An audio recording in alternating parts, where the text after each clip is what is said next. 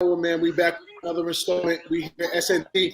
We here at SNT podcast. You already know what it is. I got my guy AD with me. I got C-Mac with me. I got Ralph with me. I got AC with me. I got Les with me. We are the intersection of sports and culture. We're just back here to talk a little bit about this NFL talk. Make sure you're tapped in with us across all platforms, SNTsports.com, SittingTallSports.com, SNT Sports across all social media platforms. Tap in on YouTube, tap in with the Facebook group, see everything we got going on. Check us out over on Clubhouse. Head out Smooth over there moderating. Make sure you see the commish for the merch. And speaking of commish, man, pardon me, it's an SNT holiday today, fellas. Today is the big commission's birthday, man. We just want to send out much love. Happy birthday. Much love to DC, man. We certainly appreciate this opportunity and this platform as sports fans, as men, as friends of yours, man. We certainly appreciate all you've done for S&T and passing the torch down to us to let us do our thing. Fellas, we're going to get right into the NFL. Pardon, man. Where's my man? How y'all feeling, man? Everybody good? Definitely. Good. Okay, smooth. We're going to get right into the We're going to get right into the NFL, man. A lot of things happened in Week 14. You know, this is the first season that they're doing, 17 regular season games, 18-week season. A lot of things going on. I think we should start with the history being made. Tom Brady throws his 700th touchdown pass to of all people, Rashad Perriman. I was a big Rashad Perriman fan coming out of college, and I thought he was going to do better in Baltimore. He checks all the boxes. It just didn't pan out, man. Just more the same. You know, Brady setting all-time quarterback records. I don't even know if there's much to say about it, man. I just wanted to make sure that we acknowledge Tom Brady getting that 700th touchdown pass in true Brady fashion, too. Late in the game-winning touchdown. See you later, 700. I mean, what else are we waiting to see Tom Brady do that he hasn't already done, fellas? Like, it feels like when we see him do something, it feels like, you know, we take it for granted because we're so used to him doing these things, man. What else is left for Tom Brady to do? Get caught on drugs. Damn, C-Mac. Get caught with some be the only athlete I would hope that doesn't happen. Hey, Corey, I got to be honest with you. If I had to pick two, I think I've been saying this in a group at least 3 years now. If I had to pick two sport athletes that would get caught on the juice, it'd be Tom Brady and LeBron James. And LeBron. Yeah, those are two clear choices I would pick. Boy, damn, I mean, LeBron technically was already caught, but we're not going to get into that. No, he wasn't. No, he definitely was. Okay, let's talk about that in the group. Let's talk about that in the group. So I don't think that's accurate. I think that was a rumor. Accurate. That's like the Michael Jordan invest in prison rumor. That was never true. Oh no, Michael Jordan did. It was just there's a white guy named Michael Jordan. Thank you. That's all it was. It was exactly. It was an old ass man. Hey Noah, I got one for you. I think the next thing for Brady to do is to somehow leave Giselle and get Beyonce. Like, I think if he could pull that off, that would be legendary status. Les, you must have been hanging out with him before the show, man. You don't ran through a good patch. My man wasn't home. Y'all should have heard him in the green room before the show started. But to be 100, man, I just, you know, it's expected now. Like, he's going at such a high level at his age. Like, he's gonna set them records at a place that is gonna be hard to get to. You're gonna have to play it like 20-something years to get to it. But so not even just play the 20 years, 80, like play at a high level, because it's not just 20 touchdowns for the season. Like he's got a bunch of 35s, a bunch of 40s, 50. Like you got to play at a sustained high level for a long period of time to even sniff it, right? Right. Like for me, I think he has to have like 2 or 3 straight bad games not to win the MVP this year. Like he has it. Yeah, and I mean, it would be so uncharacteristic to string them together, right? Maybe one, right. You know, New Orleans plays them tough, but I mean, the only thing he can do to kind of lose at this point is like die. You feel what I'm saying? Like anything short of death, he's a sure. Wait, you don't think Rodgers is? He has a chance. Rodgers definitely has a chance. Roger, we talked about this. Rodgers has no chance. He's caught life. AC, I'm with you. He's not going to win. AC, I'm with you with that, but he does have a chance. And the reason why he has a chance, because they both have the same record. I don't think Rodgers is going to get it. Brady's stats are way above Rodgers. And I don't know if you guys saw, but if you watch that Hard Knocks, that in-season Hard Knocks with the Colts, and the Colts know that they're on camera, and the way that they talked about Tom Brady, like, oh, I just have Tom Brady. I get your autograph. All kinds of shit when they're on the field. Like, this dude is just another player. Like, we've all here played at different levels. We played against guys who made it to the NBA. I remember when I was a kid, I played against Dante Bright used to come and ball. And I remember watching this dude on TV and like, this dude, he's really fucking good. But when he was on the court, he's almost a foot taller than me. But I still stuck him. He wasn't anybody. I think he came down there with Dante Bright and Travieso and all those guys, and then other guys. They treat Tom Brady while he's still playing as if he's a retired great in the Hall of Fame who came to say hello to them. He's gonna make it. It's crazy watching it. When I watched that Hard Knocks, I actually looked up from what I was doing, and just to listen to this shit, and they know the camera's on them, and they're still basically like filleting this dude. It's incredible. That's how great Tom Brady is. Can you YouTube me that clip? I would love to see that. Damn, you didn't see that? It was wild. Like it was on the it was on the episode. It was good. It's really good to watch it in season. There's a lot of really? Okay, I'll check it out. A lot of felonious cock blowing going on, brother. Yeah. Man. Look over there. They got their girls looking at this dude and everything. I was like, yo, what the fuck is going on? Wait. What would you do if Brady was if you was in there with Brady? Do you love Brady? Yo. What you doing? Is he my opponent or is he my teammate? Is he there? Are you one of them? You're one of the Colts. You're like please. I would say what's up and all the rest of that, because I've met when you meet those guys and you meet a celebrity, whatever. It's cool. It's interesting. I've met a couple that are cool, a couple that are pieces of shit. So he's just some dude. Like literally, he's just some dude. I would never. I met him at a charity, especially during the games. Remember before he was Brady. Remember he used to walk around downtown with no problems. Nobody used to bother him all the way up to like 2002, 2003. He used to just walk downtown Crossing. You see this like tall white dude, and he's big. He's much bigger than what you think he is. You just see him walking down the street, and he's cool. He's cordial to everyone. At least he was. I don't know what he's like now, but then he's a pretty cool guy.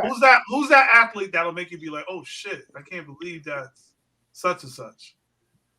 Bill Russell. Kareem. I thought. Let me tell you something. Bill about Russell, Bill definitely. Russell. Let me tell you something about Bill Russell. Cause I met that fucking arrogant ass nigga. Let me tell you something about Bill Russell. Wow. Bill Russell. Wow. So y'all know where Roberts Park is, right? Yeah. Roberts Park is right by Dorchester High. Right.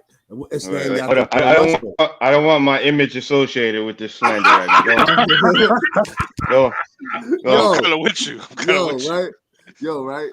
So the court is named after Bill Russell Court, right? So he's up there. Now I mean to honor the court, right? So my ass happened to be skipping school because I went to English, but I happened to be skipping school. And look, Bill Russell's in the hood. I'm over there. Fuck all this shit. I go over there with these Dorchester, and I know all these Dorchester High kids anyway, so I'm just gonna act like I'm a student anyway. I go over there. I'm like, yeah, cuz I'm about to meet this nigga. This nigga said, hold on, young man. I don't do autographs and I don't do pictures. Thank you. I said, what, nigga? Nigga, I'll fucking dog, I want to fucking beat this brakes off of Bill Russell for that shit. Yo, he MJ'd you. You got MJ'd. Yo, cuz I want to fuck him up for that. No bullshit. That nigga, dog, that nigga made me sober and all. I was fine too. There's so many things wrong with your story. Why you didn't deserve her. Number one, there's so many things wrong with this story, AD. You didn't even deserve an autograph. Number one. No, you did. Number one, you cut school. You are high. Les, I'm an honor roll student, cuz. I'm an honor roll student. That doesn't mean you can cut school and get high. And number two, you don't know the history that Bill Russell doesn't give autographs. I do know that, bro. Well, I mean, you know that. No, did you know that in high school? Nah, probably not. Nah, See, high school, I didn't know that. Yeah. You know, once I went to the crib and told my go. pops. Once I told my pops, I'm like, yo, dog, this fucking sucker ass nigga Bill Russell. So did your pops slap you after you said that? I just want to know. You didn't get spanking? Did you get punishment? Nigga, my pops was like, yo, nigga, that nigga don't sign no autographs. You know how much his autographs were? Fuck around with you. He told me just like that. And I was like, man, fuck both of y'all. I'm out. Wow. There's something wrong with you. True AD fashion. Man, this is a nice little spinoff, C-Mac. I certainly appreciate it, man. For me, it would have to be either Kareem or Dr. J. Dr. J was my first favorite player. Like that's who I see. That's I mean, growing up back home, like I remember my pops and my grandfather raving over this. Like to this day, my pops will tell you Dr. J is the greatest ever. You know what I mean? No conversation. You won't even have the debate with you. So easily Dr. J or Kareem, one of those two. I find West Indians love Dr. J a lot. That era when a lot of us migrated here. That was we just floated over. He was he was a fucking guy. Right. What about you, Les? Dude, I'm sitting here. I'm still. I would like. Well, Jesus. No, I would like to meet Bill Russell. You know who I would have loved to meet? I would have loved to meet Sam Jones. Actually, I've heard so many good things about Sam Jones. I would have loved to meet him. But yeah, I got Bill Russell. I would love to meet Bill Russell. I would get starstruck if I met Bill Russell. Oh, yeah. And Thierry Henry. That's who I'd want to meet. Who? You said Thierry Henry? Thierry Henry. Henry, yeah. Henry, yeah. What about you, Ralph? Honestly, Deion Sanders. He has a thing about him, man. I don't know. I can't put my finger on it. He just has a star quality about him.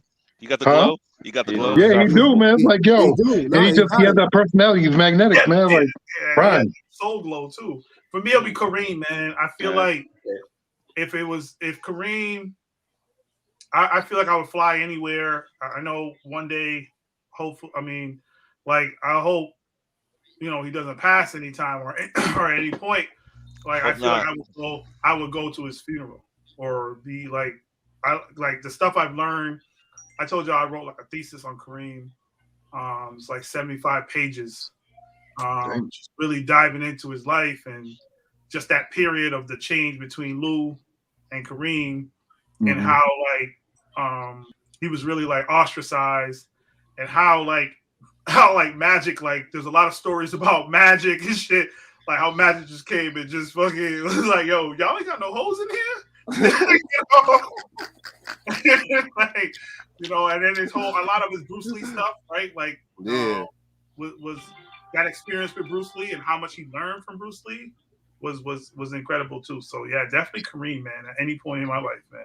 I got two. I got Kareem and I got Grant Hill. And the reason why I would love to meet Grant Hill as well. I would like to meet Grant Hill.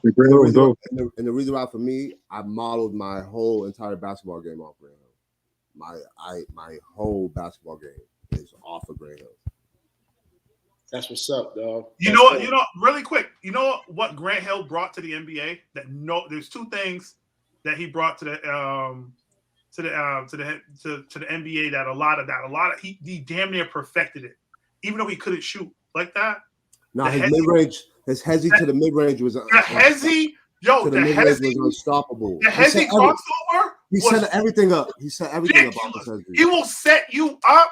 He will be straight up, and as soon as he yanked that ball back, you were at his mercy. Yo, you know who used to torch the most with that? Pippen. Thank you. Les's favorite player, Scottie Pippen. Oh my God. He used to destroy. Oh my God. I used to be like, God damn, when's he gonna realize? People be thinking I'm tripping when I'm like, yo, that dude overrated, but that's for another day, another time. No, you gotta understand. Definitely. Now this hey, relax, man. We're trying to get Scotty on the show, man. Relax. Yeah, go. Oh, for real? All right, might be. Yo, when you're a defender, dog, you're gonna get torched. I don't care who you are. If you defend, of course. You play defense. What Grant Hill used to do to Steve, what Grant Hill would do to Steve way to get mixed. Play defense. What he did to Steve Smith and Sean Elliott, the shit was illegal. like he make you look bad, yo. AD, I just want to stamp your claim, man. We won a lot of games letting AD run that point forward. We won a lot of games. Man, fellas, that was a nice little timeout for us, man. But we got to get back into the NFL. That's what Mondays are for. Big football day. I want to talk about Buffalo, man. This time 2 weeks ago, Buffalo was the number 1 seed in the East. In the AFC. As well as the AFC East. And today they're clinging on to the brand new 3rd wild card spot. And not to mention, Josh Allen, something's up with the ankle and the big toe on the left foot. Does the future look grim for Buffalo? Who's on their schedule? We're gonna start with my man Spicy Ralph because he's currently in Buffalo. So Ralph, I mean, you're lucky that we're even interested in any more of your takes after the KC take, but we're gonna let you breathe on this Buffalo. One take. This your entry point, your re-entry point, bro. Listen, the Bills, they've been figured out. Last year I thought they were frauds because they didn't beat nobody. Every team they beat last year were like not good teams. I feel like they got to the playoffs. The Colts weren't good. The Ravens beat themselves, and then they played the Chiefs and they got blown out. This year, they kept the exact same team pretty much. It brought everybody back into the same thing. And I argue with Bills fans literally on a weekly basis. I told them week 1, I was like, y'all can't stop the run. Your defense is trash. So after like 7 weeks, I was like, and your O-line is garbage. And I said your O-line is garbage. I told them straight up. So they thought after 8 weeks of playing bums, oh, we're great. We showed you. Well, now you're playing good teams, and look what's happening again. You can't beat them.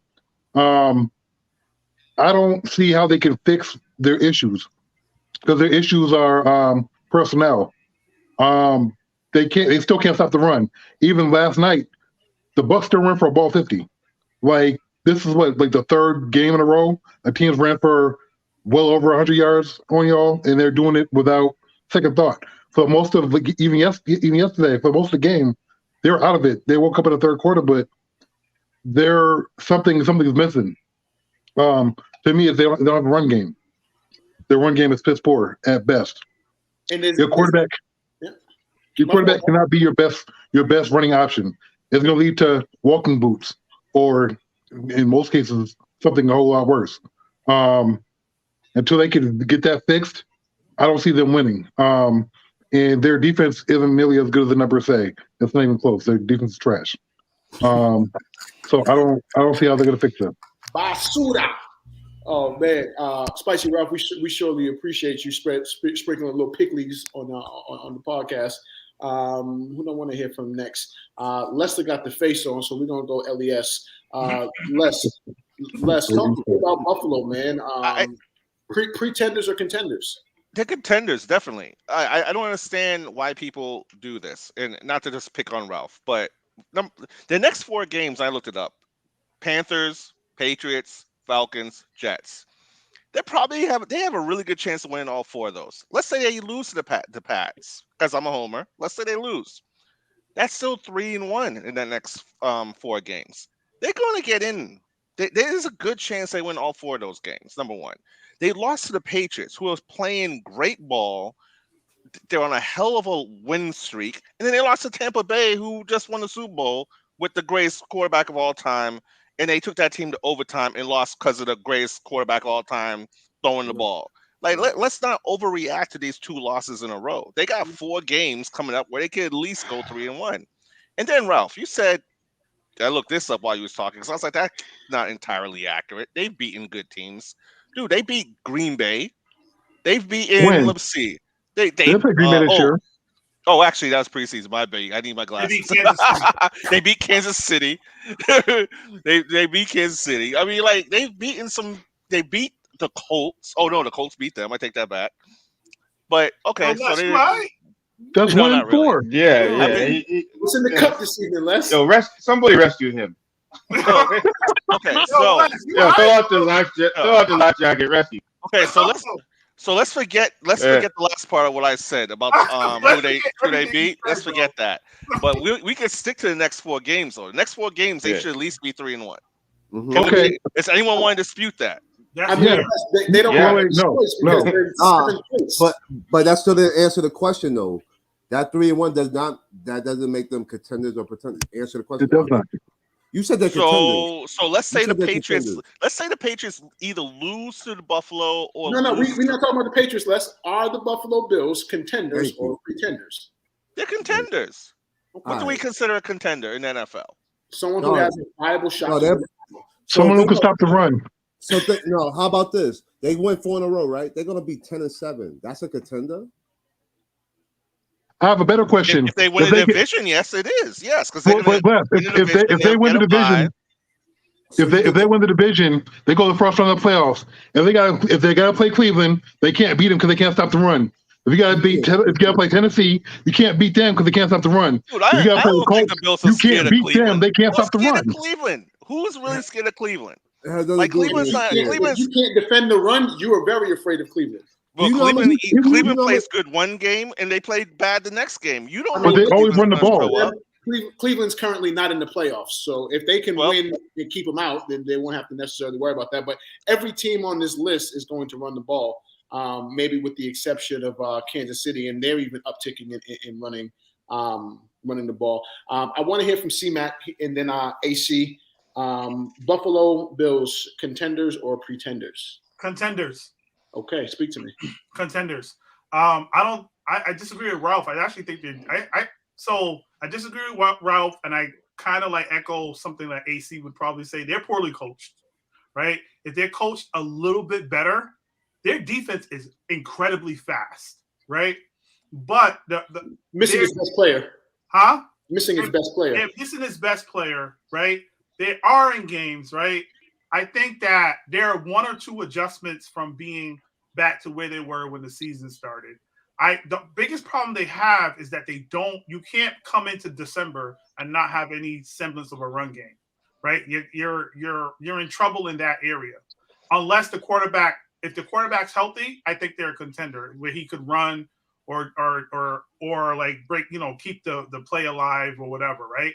I think that they are contenders because their defense is above average for that, and they only got 2 teams to beat in the AFC, right? Which could probably play each other. The Patriots and Kansas City. The Ravens are off. The Ravens ain't what they used to be. Lord knows what Derrick Henry's going to come back looking like in the playoffs.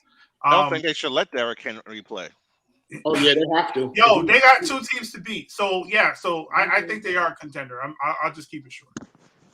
I appreciate that. AC, talk to me about Buffalo, pretenders or contenders? They're done. They're pretenders. I mean, we all watched that game. It was utterly disgusting. I was embarrassed for them for what I saw. When you sit and you let somebody push you down the field over and over and over again, you're done. You're psychologically damaged. They have tape, and we talk about their best player being injured. The cornerback got hurt, and so Bill said, "You know what? We're not going to throw the football. We're not going to throw the football in a national game, even when they could have put the game away by doing a couple play actions. You can't go into the next game." And then you saw those soft ass dudes, the soft ass safeties in the press conference after get all mad when the reporter asked them, because I thought I was the only one thinking it. I thought I was the only one that would say it. You got emasculated, and the reporter said that. Are you guys embarrassed? And they got all those cake-colored Negroes. They got all mad and soft. And, oh, how could you say that to us? Show us respect. You can't recover from that. You can't recover. And here's the thing: they play Carolina, who sucks. I mean, they got Cam Newton. Cam Newton can't throw. And so now you have a team who you've got Newton and you've got their running back there. Carolina might as well just go in and run the ball 40 times too. And it's a weird thing to see. Yes, they are poorly coached, but they play in Western New York. I spent years growing up in Ithaca and some time in Western New York. They built their team like they play in a dome. They built their team like they play in a dome. They're not built to play in Western New York in fucking December and January. So now they won't get a home field advantage. They might have to play the Ravens, who they'll even I'm not a fan of Jackson, but they'll probably lose to the Ravens. They might have to play the Chargers. The Chargers could beat them. They really could. You don't know what the Chargers are going to be, but the Chargers have a solid coach. They have a solid running game, and that QB can throw the ball 80 yards running to his right, like we all saw yesterday. What Buffalo has done and what Bill did to them was simply just expose them. They couldn't stop the run all year. They couldn't do it all year, but to have a team just say we're not going to throw the football and we dare you to stop it. You can't. Every team's just going to do that. Tampa Bay could have done that, but Tampa Bay's not going to throw only 3 times with Tom Brady. They could have just put the game away and they started being stupid because they have a shit coach themselves. But when you have all this excuse making and blah blah blah, we all saw it. They're pretenders. They can't recover, and I would put any amount of money on that. In fact, I'm going to guess that line in Carolina opens at about 10. I'm probably going to take those points because I don't think they're going to recover from this. And you look at the teams that are ahead of them now. If you got the Patriots, you got the Chiefs, you got the Chargers, you got the Browns, maybe the Bengals, and the Titans and the Colts. I mean, all those teams, I would be more than comfortable putting money on any one of those teams versus Buffalo right now. And that's not how it's supposed to be when you were the number 1 seed 2 weeks ago. Right. Fair points. I'm going to touch on it real quick. At this point, I have to say that they're pretenders. Knowing football in the capacity in which I know it, having played it my whole life, when you get beat in the fashion that they got beat, to have first of all, running the ball isn't like a jab in boxing. Running the ball is maybe a hook or a cross. It's a harder punch, and to do that repeatedly to somebody, and like AC said, dare them to stop it. We're not going to pass the ball. We're not going to pass it all. We're not even going to show pass. We're going to run it and keep running it. It's literally like when you in a fight and you get the other person to the floor and you mount them, and then you just have full control to kind of do whatever you want to do. That's what running. I mean, we in my senior year of high school, we ran a wing T double, like 2 running backs. 2 running backs. You knew we was running it. You knew we was running. You couldn't do nothing about it. When you can exert that kind of dominance over a team, what that does to you psychologically, it's like, okay, we're grown men. We went out there, ran all of our schemes to the T, listened to our coaches, had a good week of practice, did everything we're supposed to do, and we just got ragdolled. We got manhandled by men who are more determined, who are more focused, who are more locked in than we are, and there was just nothing we can do. That's a very emasculating thing, right? Imagine you in a fight, you give it everything you got, and you getting dragged. You throwing all your best punches, you weaving, and this dude is mopping you. What that does to you psychologically is going to make you reconsider fighting in the future. And I think that's what they didn't even switch it up, bro. Yeah, they didn't run no ridiculous stunts. They didn't pull nobody. They didn't corner 3 plays. They ran 3 plays. They ran 2 sweep, left, right, and the inside trap. It was disgusting. That's what we call it shell shock. Like we call it shell shock. I watched the game twice. And it's even worse. On the second. AC, you went out for a second, brother. Just repeat yourself. I was saying I watched the game twice, and it's worse the second time you watch it because in the moment you're like, "What the fuck is they doing?" But then when you watch it again, and you just see that by the third quarter, Buffalo was just getting pushed left, right, and up the middle. It's not like they tried trickery. They didn't do anything. They just lined up and said, "Fuck you!" Like, can you imagine? Can you imagine that? It's just incredible. It was the most incredible thing I've ever seen. You know what I love about football? The whole world. I just want to point out one thing. The Patriots and Bills played last year, right? Cam Newton only threw 8 passes. They ran the entire time the last year. And if Cam Newton not fumbled on the 10, they win that game too. And somehow Buffalo didn't learn from that. That's how piss poor coaching and management is. That's just me. I think what Ralph said was important too, in terms of just it being a personnel issue. I remember maybe a month and a half ago, one of our podcasts, someone mentioned that a particular team was lacking personnel or just lacking talent, and I referenced Buffalo.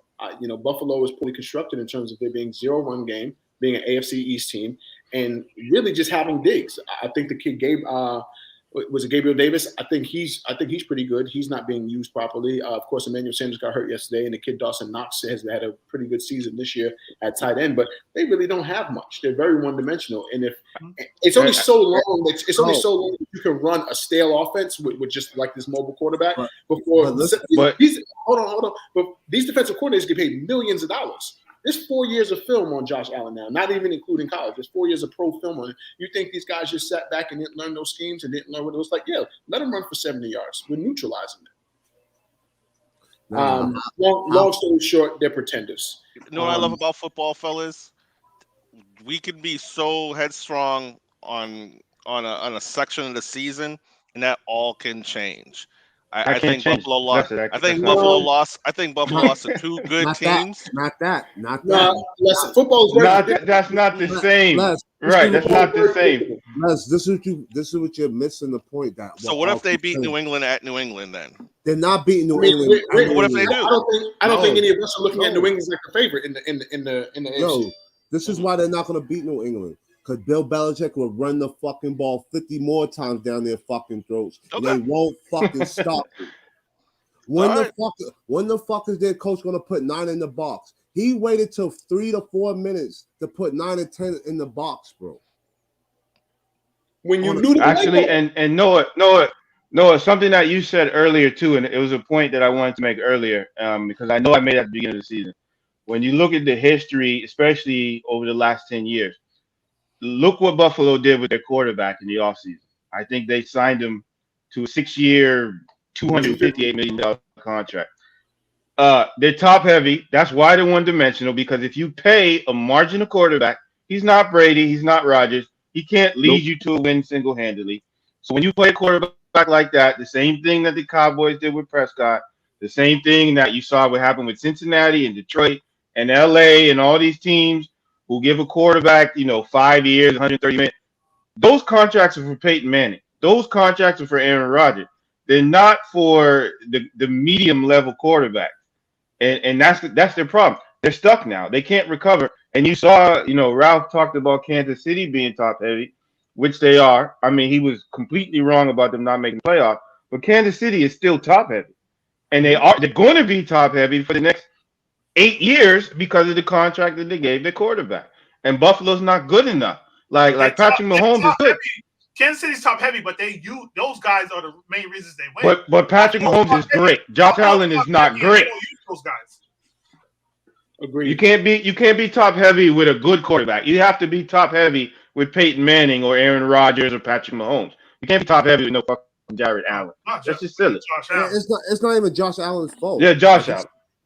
He set up for failure. Like the reason why they came back on Tampa yesterday because they ran the fucking ball. Because he ran. Right. They ran. They started giving the ball to Singletary. They gave the ball to Breida. Like those guys, they are difference makers. When the fuck are you going to use them? But are they really difference makers? They only had 40 yards. Josh Allen had all the running yards. He had 110 yards by himself. But this is what I'm saying. When you give them the ball, it's honest. When you give them the ball and what they do and coaching, you put them in situations, they are good backs. Now, I agree with you, Ralph. I do agree with you. They only have 40 yards. But if they only have 40 yards on 5 rushes, that's 8 yards of carry. But it wasn't 5 rushes. It was like 20. What? Between those two? Yeah, asshole, Ralph. It's true. It's true. Listen, Singletary and Moss remind me of Trent Richardson. They got talent, but they can't find the hole. For whatever reason, they keep missing holes. It's just not there. Man, fellas, we're gonna move forward. I'm sorry, Ralph. I'm sorry, but we got to talk about Kansas City. AC mentioned Patrick Mahomes. It's on my list. We were kind of chatting about this in the green room. Everyone who's tapped in, man, we were chatting about this in the green room, and we're speaking about the win. And granted, Ralph said they're supposed to beat Oakland, but there's a difference between supposed to beat somebody and beating them how you're supposed to. And that's exactly what took place. 48 points from just about every phase of the game. They dominated all 3 phases. Patrick Mahomes was Patrick Mahomes. It was good to see Clyde Edwards-Helaire get 2 rushing touchdowns He got some touches. Josh Gordon got the charity joint. Josh Gordon, yeah, for sure. Josh got Flash got him one. Darrell Williams at the backfield got another one. It was you straight? My fault, fam. The live game, my fault. Oh. Why am I still seeing halftime? Are you watching the Celtics game? Nigga, ain't nobody watching them bum ass niggas. Talk about the football game. The dude made a one-handed catch in the Cardinals game. That's probably the one-hander over the middle. Watch your mouth about them Celtics. I didn't even. Yeah, I'm not even gonna comment on that. I watched that pick that Murray just threw in the end zone. It was a nice pick. So real quick, fellas, we got to talk about the Chiefs. The Chiefs they chose the right time to turn it on. The year's winding down, and they're looking like the Kansas City Chiefs. They're looking like exactly what we expected them to look like. Perfect time to get it together. Perfect time to get it together. 48 points yesterday. What did Mahomes have? Mahomes was 20 of 24 for 250 and 2 touchdowns, 139 QBR quarterback rating. Can't play much better than that. Can't play much better than that. Ralph, we got to start with you, bro. Our guy, man, this is my dude right here. Spicy Ralph told us about a month and some change ago that KC was done and they would not make the playoffs. We're going to give this brother the floor so he can apologize to Mr. Patrick Mahomes. We're going to get you a Harvey Patrick do-rag. But the floor is yours, Ralph. We'll let you recant some of your prior statements. The Chiefs are playing well right now. Are they championship level? I don't know about that. My take was they should probably tank in order to go get the number 1 pick. That's just how I see it, because they're not going to win this year. But I digress. They had a good game versus the Raiders. Unfortunately, the Raiders are trash. They're awful. They lost their best offensive player. Double down on a bad take. Huh? How do you double down on a bad take, bro? Let it go, dog. I didn't double down on it. I said I thought it was their best interest for the future. They should tank for a pick, bro. Yes, because they're not going to win a championship. That's how I see it. If you're not going to win a championship, you might as well go for bust. The Celtics. I'm a Celtics fan. If we're not going to win the championship, go get the number 1 pick. 29 other teams should tank. Okay, cool. That's how I see it. I'm not interested in that moral victories. Damn that. I'm not no Bills fan. That's what they're about. We're not Buffalo. I don't do moral victories. I'm interested in accumulating talent. Okay, good. So the Chiefs played well, but the Raiders are trash. They're the only team in the league who don't have 1 pick over the season. That's sad. They've been playing really well for a few weeks now, Ralph. This didn't start yesterday. We disagree on what well is. I mean, they beat the Cowboys, but the Cowboys are they're a bit overrated to me. Outside of that,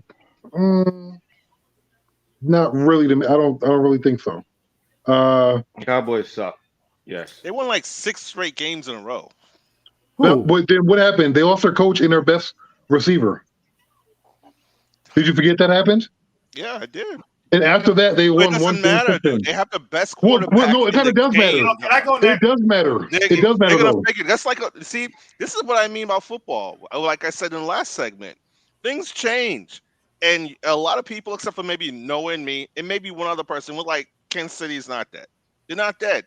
I picked them to go to the Super Bowl. I didn't say Kansas City. So Lester, what you're saying is, if the Chiefs lost Tyreek Hill and Andy Reid today, they're still going to be great the next 5 weeks? But no, they're going to look different. They didn't lose those people. You just made up a scenario. Like any team that's what happened to the Raiders. They're going to be done. That's what happened to the Raiders. You said they had a 6-game winning streak. Then they lost their coach and their receiver, and you're like, well, they were playing great. Yeah, but that was before they lost their coach and their receiver. They would have beaten the Raiders even with their coach and receiver and whoever. That's not the point. I'm saying the Raiders are trash now. They're done. Morally, they're gone. It's gone for them. They look bad. Defensively, they're a joke. I've seen good teams lose to bad teams. Like I've seen Jacksonville get a couple of wins this year. But Jacksonville's best offensive player, or arguably a best offensive player and coach, didn't walk out the door in the same week. No, you got a lap dance. You got a lap dance in the middle of Ohio. He got a lap dance. But guess what, Noah? He came right back. Came right back. Uh, John Gruden, they walk into that door. that's a fact. Hopefully, Harry Rose, they walk into What that you're door. doing? You're double down and on the low. What you're doing? That's what you're doing. No, I'm really not. I'm just saying. You're making excuses for every positive thing that team did to this point. Cool. But I'm not though. No. I'm saying the Raiders are trash.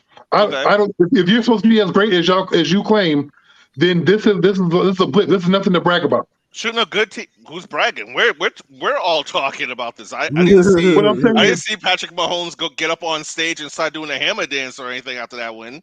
Or did I miss that? I'm saying the nostalgia. Oh my God, the Chiefs won. The Raiders are trash. Can you? The Raiders are trash. I don't see it. The Raiders are trash. Okay, and they did what you're supposed to do to a trash team. I would be concerned if they didn't do what they did to a trash team. Listen, I don't know. I know that I feel like I don't know if they're going to win the Super Bowl. I got them win the AFC. Yeah, I don't know if they're going to win it either. I would love them to win the Super Bowl. I think they can. But here's what I do know. I wouldn't love them to win the Super Bowl. I know 9. I know 9. I know 9. I know 9. I know 14. And I know 7. And I know and that's the last 5 games, they've held teams to 9, 9, 9, 14, and 7. And they at one point was the 28th worst defense in the NFL. I do know in those last 5 games, they got 13 sacks, and I know that they forced 15 turnovers in that span. Right? So whenever everybody's a step slow, it looks like on offense. Thinking. Right? It looks like everybody's a step slow on offense. But for whatever step slow they are right now, their defense is absolutely fucking people up, fucking NFL teams up, right? I get it, the Raiders, whatever, but they're fucking NFL players up. Motherfuckers ain't scoring. This ain't 34-24 no more. This is fucking 48, fucking 23-8, 23-9, 21-9, and it's not dependent on Mahomes anymore. It is codependent. Chris Jones is a fucking nightmare. And you know what they're doing? They're moving that motherfucker around. And by the time they figure out where the fuck he is, every time they fucking worry about Chris Jones, they blitz fucking Matthew. The shit is fucking genius what Spagnuolo is doing right now. And the ability to turn them motherfuckers around. That's what I do know. 13 sacks in 5 games. 15. Reach. All right, so this is what I got to say about Kansas City. How about that? The only question I have about Kansas City now is kind of what C-Max said. Is their offense going to catch up to how their defense is playing? Because even in their win streak, Patrick Mahomes only has 2 really great games. Yesterday wasn't even one of them to me. No, it wasn't. But he did enough. He did enough, and they ran the ball enough. He's having Brady type games on the Patriots where he's like checking it down, letting the yak do its thing with the yards after catch. Like he's trying to stay healthy, right, and not hold on to it too long. But I do worry about. I think they have a lot. I think they step it up in the playoffs because how they're being played with the 2 deep, they could legitimately gain 10 to 12 yards every possession. But for some reason, they're really not running guys over the middle. And I know they're probably just waiting to play because honestly, one bad throw across the middle will fucking get Tyreek fucking Hill killed, right? Like I mean, Strong's an off, but it might get him fucking killed. So I think that's what's happening. I mean, all that being said about the offense, there in what any of us would call, short of what we expected in terms of offensive production, they're still top 3 in offensive production. On an off year, they're top 3 in overall offense. To me, I think nobody is mentioning, and I understand why, is one thing, they had the Super Bowl hangover, which I told everybody in the beginning. Whatever team loses the Super Bowl always has a hangover to start the year. Every time. And they didn't cover their first few games, but the most important difference with Kansas City is to their first 6 or 7 games, they had like 17, 18 turnovers. And so when you're turning the ball over 2 times a game and basically giving bum teams a chance to stay in the game, 1, you have the Super Bowl hangover, and 2, the defense now, which is used to having Patrick Mahomes, we can give up a point here. because Mahomes will score. We all saw that Mahomes he played trash. His first couple months with the new contract. Once they stop turning the ball over, they haven't changed. Their offense hasn't changed. It's not like they're pounding the ball. It's not like they're doing anything. It hasn't changed. They're still doing the exact same things. The only thing that's different is they're not turning the ball over. And That's it. It all comes down. It all comes down to Patrick Mahomes. He has not sucked, so they win. When he sucks, they will lose, and that's what happens when you have a top-heavy team. The defense has played better because the offense has played better. It's really that simple. They didn't add it. It was no trade during the season. There was no big injury or anything like that. It's Mahomes stopped playing like absolute trash to the point where people thought he was hurt and everything. The starting running back was out for 6 weeks. I think Chris Jones coming back was huge too. That was part of it because they wasn't getting. Yes, because they wasn't getting no rush. They wasn't getting no rush. Now that you apply pressure to the quarterback, I don't care what quarterback you are, you get answers. How does that help the offense? No, that helps the team. We're not just saying. I'm not saying help the. I'm saying help the team. Is Chris Jones in the top 3 for defensive player of the year? No. Has to be. No, probably is. Yeah, probably. No. So you I'll give you top 3. Defensive player of the year into your. I will give you the top 3. He's not in it. Here's the top 3: Garrett, Watt, Micah Parsons. Yeah. Nah. He's not in there. Michael Parsons is in the top 3. You said what? Garrett, I don't have Garrett over Jones. What? I don't because on the other side he has Clowney, right? Like he has you. Like Clowney's not what he used to be or what he ever turned out to be, but he's still a threat on that side that has to be accounted for. Yeah, how many so than Frank Clark. So than Frank Clark. Who? So than Frank Clark. Clark missed a good amount of games too, but Frank Clark he's now coming into his own. Like Chris Jones commands a double team all the time. So than Miles Garrett. Shout out Frank Clark, man. That's Shiz Davis's family, man. Shout out Frank for sure. Clark tough, man. So Aaron, let me ask you a question, Aaron, because I just want to tell you that you were wrong again. You said that every team coming off of a Super Bowl loss has a Super Bowl hangover. The Patriots lost the 2018 Super Bowl. They won the eight. We already talked. I already said the Patriots. They had Tom Brady. You always do that. You take a little tiny tidbit and try to latch onto some bullshit. Give me a team besides the Patriots who have Tom Brady, who I said has Tom Brady. You always do that. I don't want you to finish because you do that all the time. You do that all the time. No. The Patriots did. The Patriots are the only team that do 3 out of 4 and 3 out of 4. They don't count. Bill Belichick threw the Super Bowl and they had Tom Brady. Give me an actual team with an actual quarterback. Tom Brady doesn't count. That's like saying something about every team except LeBron. Come on, you know Tom Brady's different. He don't count. Stop that. So Aaron, God. Let me ask you a question. So you said if the quarterback plays great, KC is going to win. I think they're going to win games. I said if Mahomes doesn't suck, and he has sucked, there's a difference. He doesn't even have to play great. They have talent, but all he has to do is just not suck. I just pulled it up right now. Up, and I'm looking at the turnovers like that Kansas City had. They did. It was 17. It was 17 turnovers through 7 games. Okay. 17. So if he just plays well, they can win. You're saying they can win games. Absolutely. Okay, so what's the odds of him not playing well? I mean, he's one of the better quarterbacks in the league, if not the best quarterback in the league. The same odds of Brady and Rodgers playing well, which is why if you look at the Super Bowls in the last couple of years, it's either Brady or Mahomes. It really just comes down to it. And the final 4 are always pretty much if you have the best quarterback, even if he's not the best quarterback overall, the best quarterback that year for whatever particular year, it is Brady or Mahomes. If you have a good quarterback and the good quarterback just simply doesn't suck and you're at home, you're going to win in the playoffs. It's been Kansas City. It's been the Patriots. Kansas City and the Patriots. To me, by what you're saying, it sounds like Kansas City has a good chance of getting back there then. Right now, you're looking at between the Patriots and KC for home field. advantage. I discount.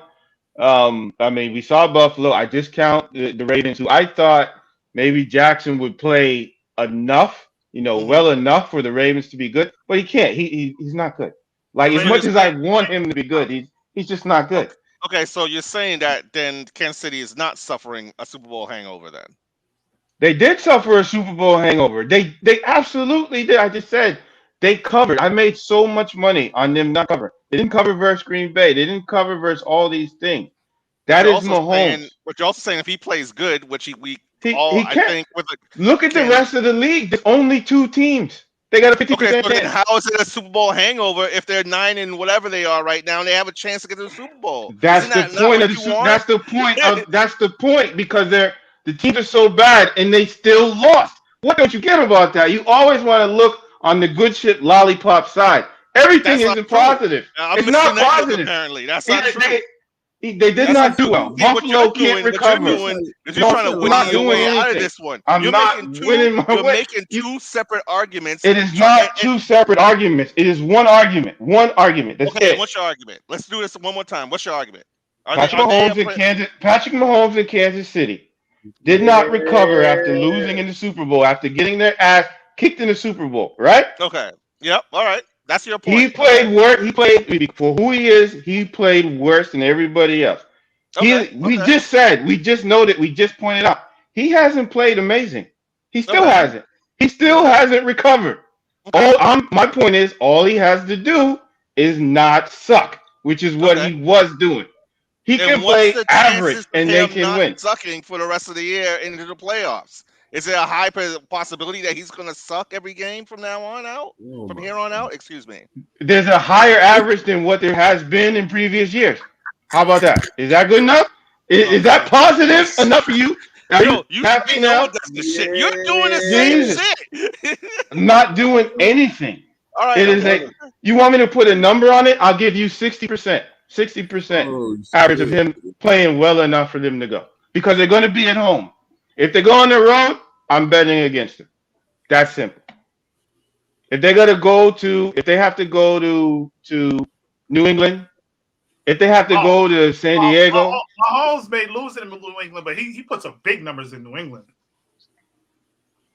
But I think the Patriots can win that game, and I think they can win that game because of the situation in Kansas City. I can't say that about Mahomes though, because I feel like they're too deep that everybody's playing against him, right? I think that's just making him not make bigger plays, right? He's just checking it down. The time of possession is there. Your defense is on the field for a long time, and then all of a sudden their defense is turning people over. Like he doesn't have astronomical numbers, but goddamn, Noah made the point. They're in top 3 in scoring and offense. Sorry, top 3 offense in the league. Number 1 in their division. Number 2. I can tell you right now. I can think of every team that I think has had a Super Bowl hangover. I think a lot of those teams would love to have a season that Kansas City is having right now. I think the Giants, after they won the Super Bowl, would have loved to have a season the way the Kansas City is having. No, it's the loser. The loser. Oh, the loser of the Super Bowl. The Giants are frauds. They don't. That's a fluke. I'm sorry. I don't know where my brain is at, but I can think of a lot of. It's in your cup. Think of a lot of football teams. It's in your cup, Les. I'm drinking this I've had a rough day. I had a rough day. I did. This ginger ale is sobering me up. No, you don't even. I had a rough day. You don't even understand. What's in my cup. It's in my cup. Yo, Les, we have viewers. It's ginger ale. I promise you, it's ginger ale. Get yourself together. It is. It looks purple to me. I can't take any more of this positivity. What are we going on? Well, okay, but everything's great, and that's not true. Hold on, let's Dude, but I'm not saying everything's great. You said 2 different things. Hold it on. You did know. I mean, one mic. Hold it down. We're gonna move forward, man. We can circle back to that to close it up. No. But we got to talk. Am I tripping? Little bit, not necessarily tripping, but you're stumbling a little bit. Just a little stumble. Fellas, I want to talk about this, man, because it's unfortunate. I know you fellas heard the news coming out of Tampa Bay where Bruce Arians is saying he's uncertain what Antonio Brown's future looks like when he comes off of suspension. And it's just so unfortunate, man, because he found himself a home. Obviously, he had the greatest quarterback of all time advocating and lobbying for him pretty heavily. He's a piece of this offense that makes this offense truly, truly dynamic. And now he's in a situation again with off the field bullshit, and it's hindering his opportunities. And it's just unfortunate, man. It just seems like the shit kind of just follows him around. I mean, all in all, to say, man, pay your debts. You pay your private chef whatever you owed him. This doesn't even happen. You didn't take care of your debts, and now this man was scoring. And like a woman, he went and he reported and he told on you. That's nuts. Which we don't condone at all. You know what I'm saying? What does the future look like for Antonio Brown, whether it's in Tampa Bay or whether it's elsewhere, man? You want to know what it looked like? It looked like the commission trying to swallow all this food. It looked like this. The fuck you gonna do with this food, bro? Bro. Yeah, we all got good commish picks, man. We all got good commish picks. But C-Mac, the floor is yours, man. Where does Antonio Brown go from here? Can he make amends with Arians? I mean, obviously, Tom Brady advocating for you in the NFL is damn near like Jesus advocating for you in heaven. Can Tom Brady patch this up? Did we not talk about this in a couple of weeks when they're winning in the playoffs, or has Antonio Brown kind of, fucked up for the last time? No, I mean, he got Brady to advocate for him. He could run a sex trafficking ring and still get back on the team. The hell? Are you kidding me? As long as Brady's advocating for him, it's fine. There's no issue. All right. You don't even need to spend any more time on that. Noah, when is his suspension over? He got 3 games. Yeah, he's got 2 more games to miss. So Saints, Panthers, okay. So I think it's going to depend on how the Bucs look. I think if the offense looks sharp, he's gone. I think if they're like, we could be a little bit better here. This guy's not Antonio. No. Happy birthday to my dog. Oh my goodness. I think if the Bucs look sharp, that's not going to be a good look for Antonio, and he's going to be out of here. I think it's simply about if they think they need him or not. And I don't think they care about all that other stuff. If they think they need him, he's going to be there. I mean, they never needed him. I mean, they were killing it before he got there last year. But anytime you can add Antonio Brown in the slot and match him up against other teams' second or third defensive back, I mean, it's overkill. Very true. However, but quarterback, I think overkill is a good recipe. True, but if they don't look sharp, if they have an extended, if they have like yesterday, I think there was a section there, a time where Brady wasn't that sharp, like he would, he missed a couple of people and things of that nature. If that offense doesn't click, I think, and they just win some games and they do okay, it looks okay, but if they don't look like sharp, I think they're gonna have him back on there.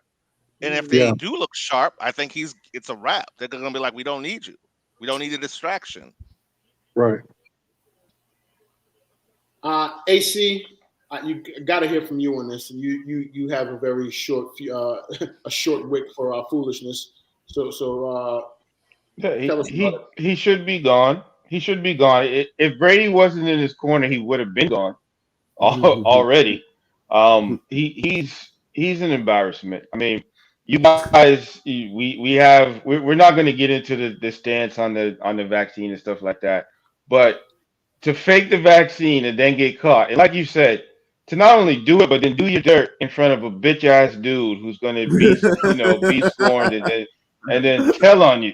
I think what you called him was a bit too nice, but for your cook to fucking tell on you and tell the world that because of whatever perceived beef or whatever. It's just a joke. But Antonio Brown, he put himself in this situation, and he shouldn't be on the team.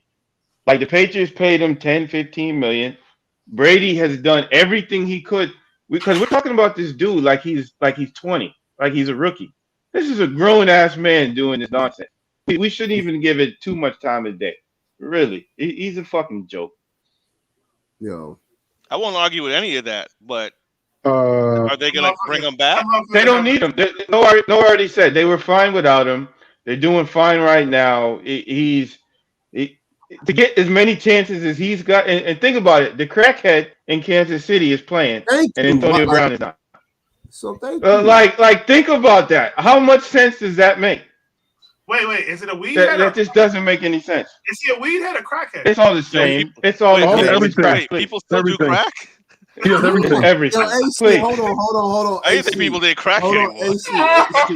Is that still a thing? I thought it was meth. AC, you just gonna go from weed to fucking crack, AC? Listen. And you said it before. I don't care if it was tea. I don't care if it's coffee. If you can't stop something and it's going to cost you millions of dollars, then you have a problem. It's the same as crack. I agree with that. Let's say if it was only weed. Let's say if it was People only still do weed, crack, which is not. Even if it was only weed, he couldn't stop it enough. So he's addicted to it, and he's got a problem. The same as a crackhead. So he's a crackhead. That's the adjective that goes with him. He lost 9 figures. I haven't tried crack to know the difference. I haven't tried weed either. So, but like, to my knowledge, I think like It's all the same. If you can't stop it, you're addicted. Same shit. Yo, Les said, "Do people still do crack?" Yo, I thought crack was done in about Massachusetts, bro. Yo, dude, I thought crack was done about 97, 98. Hey, remember, crack is whack. You know how many 60 inches I bought for a pack of Newports? Jesus Christ. I thought people were doing like meth now and putting stuff in weed and whatnot. Man, I mean, all that's way to happening not too. go. All that's happening too, but niggas are still doing crack less nationwide. Jesus all Christ. over the world. You know what the government says? All over the world. These dudes still doing crack after seeing Pookie? I can't believe as it. long as the people are black. That's it. Now, they get us with the crack. Yo, to get back now, what were you talking about now? Crack. Is Tampa gonna take back Antonio? Now, seriously, they're not supposed to take back Antonio Brown, but he will be on that team. He will be catching balls with that bare face. You know what I mean? He will be catching them shits from Brady. What is wrong with y'all tonight, bro? If he's back on the team, if Antonio Brown is back on the team, then you know Brady's in charge. And Arians. No, we already know that. Because Arians basically is publicly. No, but now they're acknowledging it. They're acknowledging it because Arians said he's done if he messes up. He acknowledged it after the Super Bowl. You already said one man did this. One man. That's the Messiah. he wasn't talking about nobody else. I guess so. If that dude is still on the team after Arians said, yeah, we have a zero tolerance policy and talking all kinds of shit. And if he comes back, then everybody's going to know it's Brady. Brady's like LeBron now. He's just the GM. Who doesn't know that though?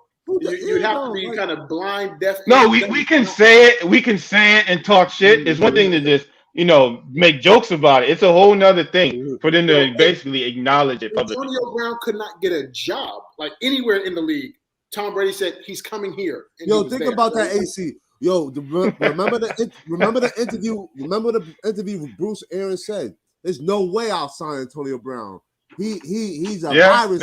He's a virus for the locker room." You know what Brady said? I got him. He's gonna come live with me. He said, "Settle down, Bruce. Settle the fuck down, Bruce." Yo, on the low, I think that's one of the reasons Brady left the Patriots. Put his hand on his shoulder and mean it's time to get up. It's my turn. Now, Les, I think that's kind of true. Like he was gonna have more say on what was gonna be added to the team. Like he didn't have no say. Only on certain personnel, like he had say on Randy Moss, but like damn, 1 year out of fucking 20 years, that's all I got to fucking say. Like damn, yeah, for real. but it got 6 rings, so maybe you need to relax. Brady. Oh shit. All right. Fellas, I wanna spin the mic real quick. I got two more quick little pieces of NFL that we want to wrap up. Obviously, we got a Monday night game on right now, and then I want to kind of transition the conversation to some stuff that's kind of been on my mind, man. Obviously, our foundation is sports, but we sit and talk shit about a lot of things, and there's been some stuff on my mind, and there's some stuff going on in the world that I think this collection of brothers would do well speaking on. So real quick, fellas, I know the game is on now. I haven't got much of a chance to watch it. Give me who wins tonight. Pretty decent game, man. Just in terms of on paper, divisional rivalry, two really good teams. Who do you guys? We're gonna spin the mic real quick. We're gonna go. Let's do clockwise. Start with AD. AD, who wins tonight and why? I got the Rams because I just think the NFL is a soap opera this year. Oh no, don't do that. Nah, for real. No, all jokes aside, it's a lot of parody going on in the NFL. That's what I meant by soap opera.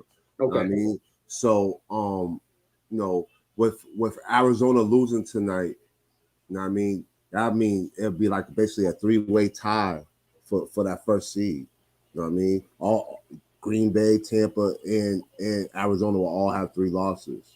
Mm-hmm. So I kind of want to see that little soap opera of who will get the first, second, and third seed, how that will play out. See it get crunchy. So I definitely want the Rams to win tonight. I got the Rams winning 21-17.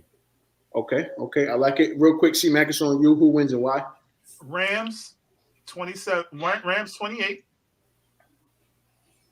I'll go 28-14 Rams. Ooh, damn. Sheesh. Kyler, they're not fucking with you. Spicy Ralph, who wins and why? I got the Rams. They appear to be a bit hungrier, and for whatever reason, Sonny Michel has all of a sudden found the fountain of youth. He's over here running like Super Bowl Sonny Michel. I ain't seen him run like this in 3 years. Didn't y'all take him over Nick Chubb? Yep, we did. But 2 rings later, we'll take it. The backfield was crazy. We did, yeah. But yeah, I got the Rams. Yeah, AD, you got quiet. That's why I just kind of hit him with the AC, who wins tonight and why? Probably all right. Like watching the game, probably the Rams. I mean, Sonny Michel, 52 yards and 7 rushes. It looks like the Rams are they see something and they're just going for it. So Kyler Murray, he's not playing that good right now. That interception that he threw was stupid. So idiot. I think the Rams pull it out. If the Rams are smart, they'll just sit on the ball and they'll win. I'll go make that 28-17 because I see there's a field goal there. Yeah, I was wondering how that was going to happen. See, Matt, I didn't know the score. Les, who wins and why? 30-17 Rams. I think it's hard to when you're a good team playing another good team. I think it's hard to get a sweep in your division. So I think that they're owed a split. I think the Rams lost. You're right. Yeah, I think they've lost to. I've been off tonight, but I'm pretty sure they lost to the Cardinals earlier this year. No, you're right. Yeah. When they were undefeated, they showed them their first. Right on, Les. You all right, baby? Yeah, he's coherent right now. I mean, I got the Rams winning simply because they have to. They need this win a lot more than Arizona does. Arizona could lose and still have the lead in the division given the heads up match. Well, actually, technically no. Either way, I think the Rams have more. The Rams need this game more. Is I guess what I'm trying to convey. I got the Rams winning because they need this game more. We're gonna spin it back. We're gonna go counterclockwise this time. I need a dark horse in each conference. This was a great topic by my dog AD. Certainly appreciate that. I'm gonna start this one because I don't want nobody to say mine before me. You know what I'm saying? Big moderating word. In the AFC, man, I keep trying to tell you, man, that boy in that backfield over in Indianapolis is a dog. He took mine. I mean, he's not gonna win it, but he's going to be in the conversation. I think he deserves to be a nominee for the league MVP the way he's playing this game of football. I mean, it's just it's guaranteed at this point. You know he's going to get out there, get you 100 all-purpose yards, and he might get you 2 tugs. So coming out of the AFC, I gotta say it's Indianapolis Colts. Indianapolis Colts are my dark horse, and y'all feel free to kind of regurgitate that now that I said it first. You know what I'm saying?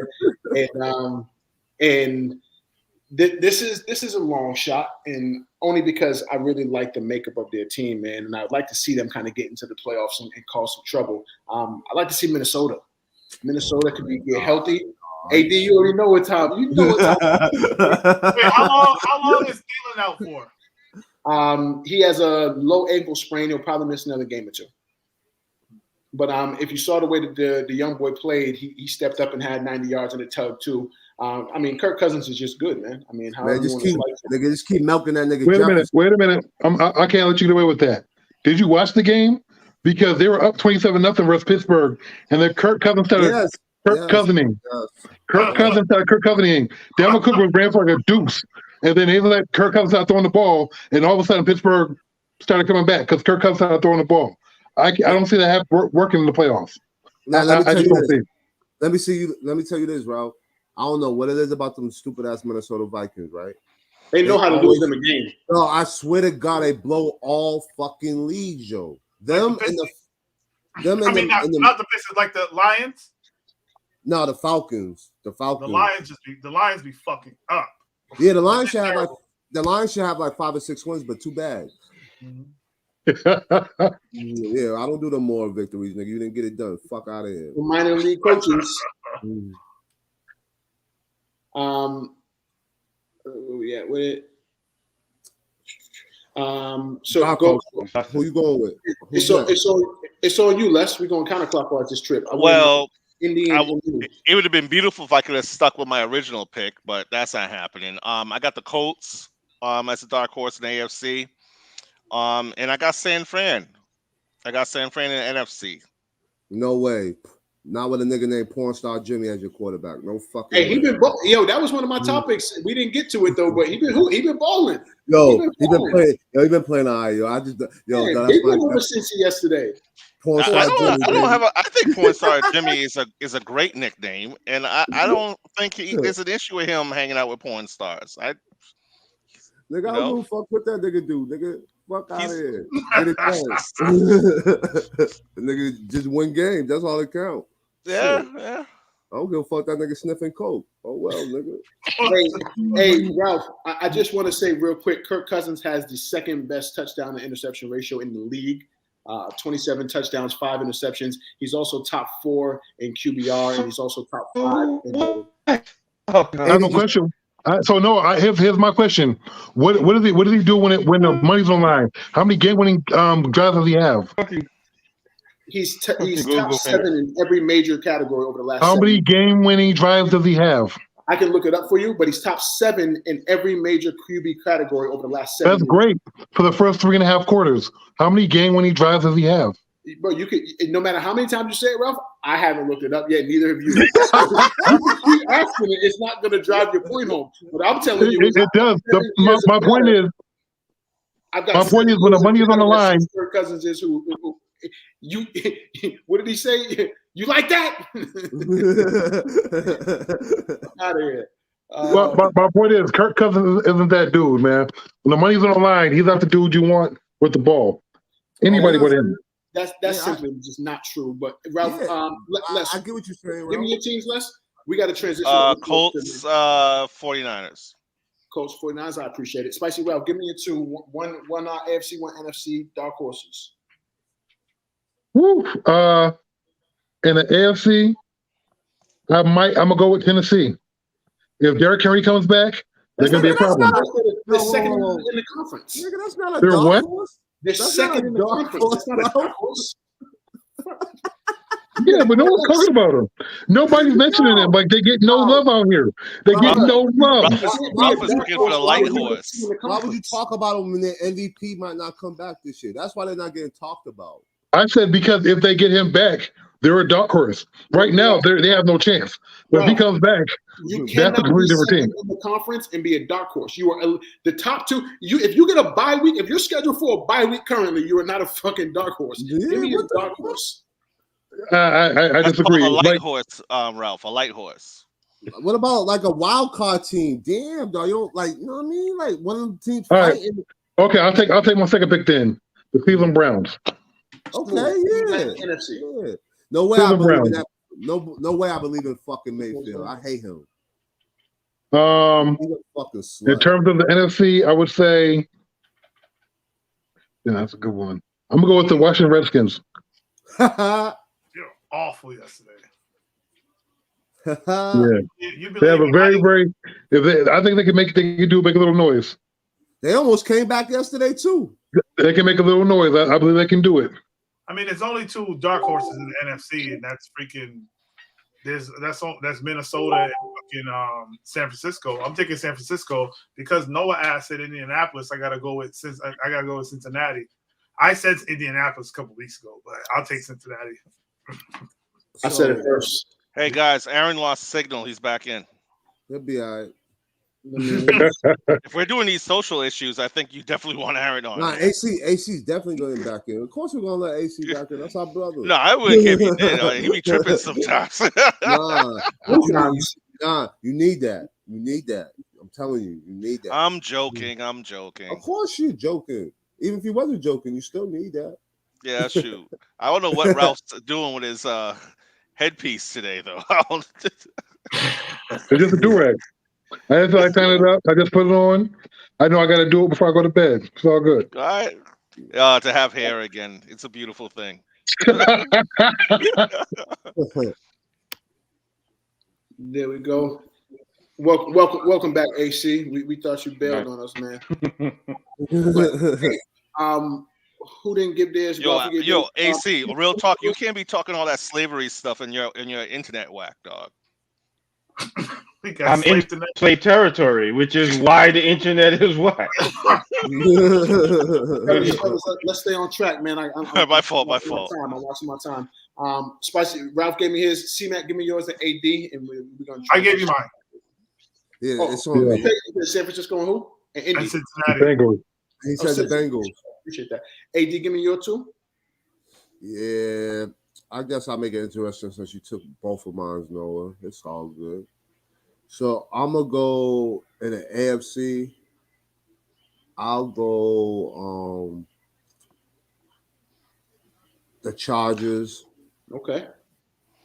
And NFC. I mean, damn, dog. It's like there's only two teams you can really go with. There's a bunch of 6 or 7 teams. Nah, I don't fuck with them niggas.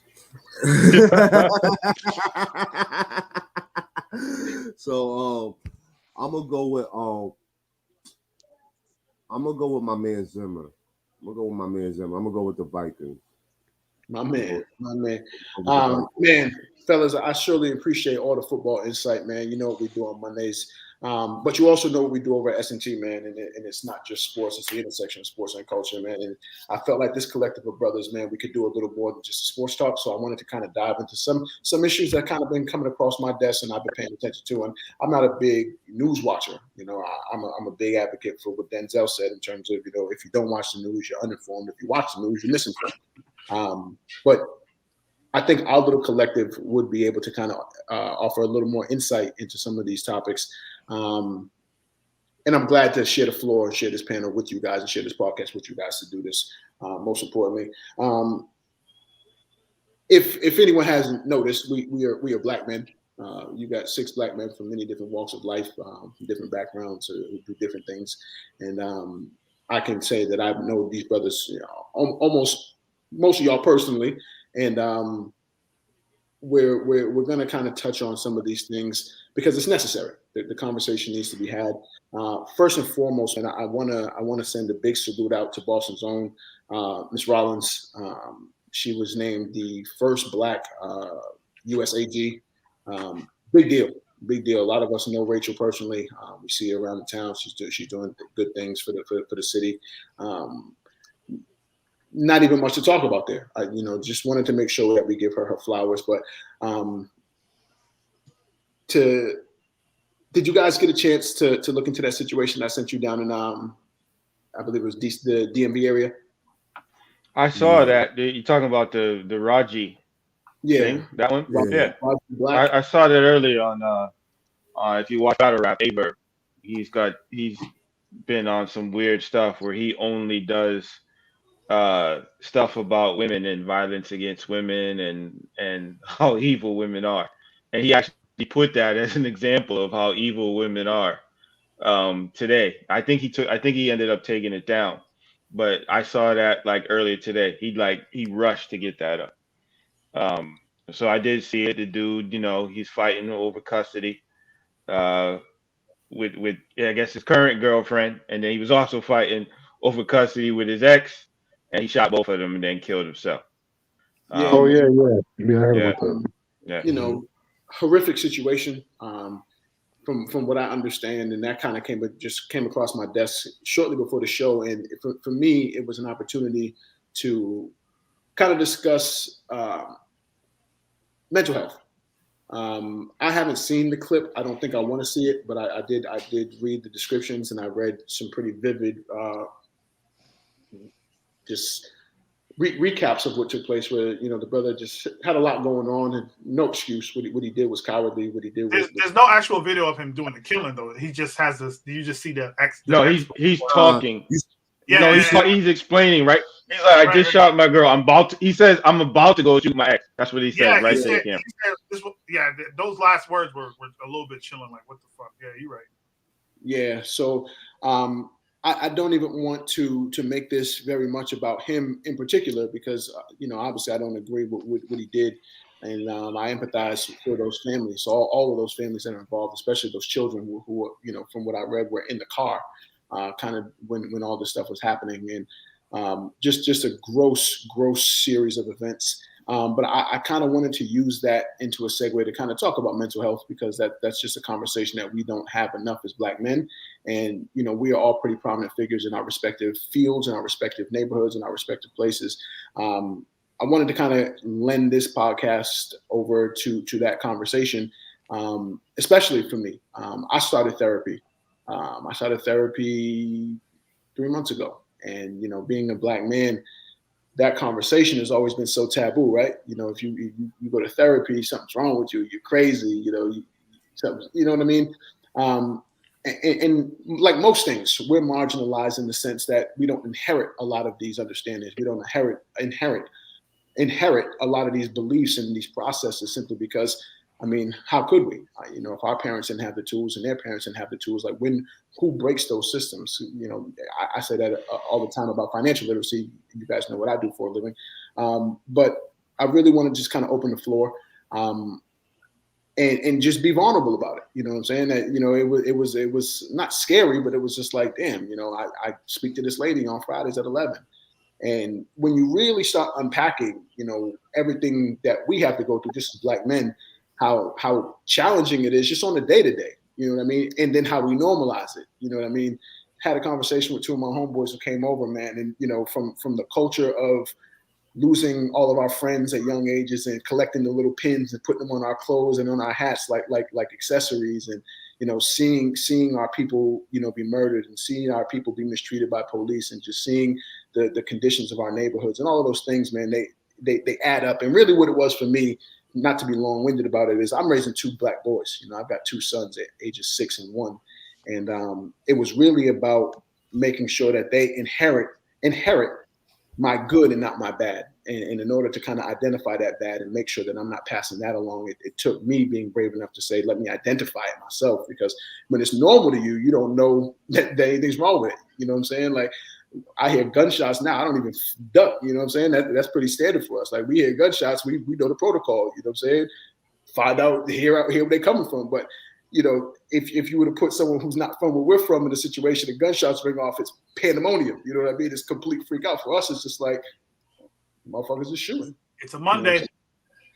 Yeah, we at the park. We at the park. Kids is there. Oh shit, they shooting. You know what I'm saying? So I wanted to open up the floor. I don't know. Obviously, you brothers don't have to kind of, say more to get comfortable with, but I wanted to open up the space and have a conversation, brief conversation, and we'll definitely expound on it moving forward. But just in terms of where fellas is at in terms of the mental health conversation, is that something that you guys are kind of experiencing as well, or any of y'all in therapy, if you're willing to share? I want to just spin the mic. I want to start with C-Mac, and we'll go this way. So we'll go C-Mac, Ralph, Les, AC, then we'll go back up to AD. Floor is y'all's, man. And again, I really just want this to kind of be an open dialogue, man. Not as formatted as the sports talk. Just kind of spit it out there, man, and we can kind of play off of each other.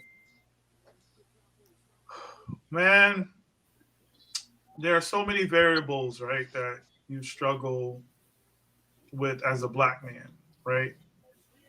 And I tell people this all the time, not every black man is built to be a black man. Thanks. Right?